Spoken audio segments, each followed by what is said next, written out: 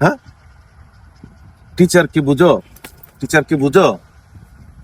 First year পড়ো, তুমি একটা কলেজের প্রভাষক, তার সাথে তুমি এদিকে তাকাও আমার সাথে।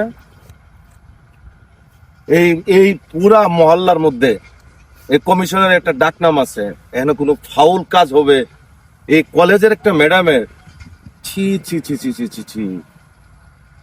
তো তুমি ওনার সাথে এমন করলা কেন? হ্যাঁ, কথা বলো, এমন করলা কেন?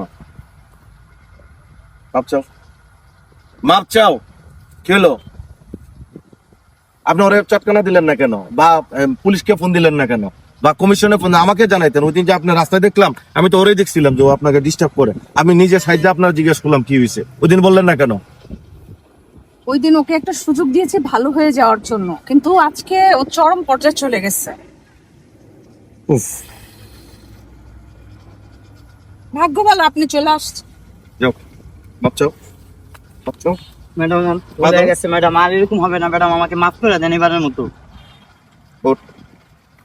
আজকে যদি তোর বোন কলেজে প্রফেসরি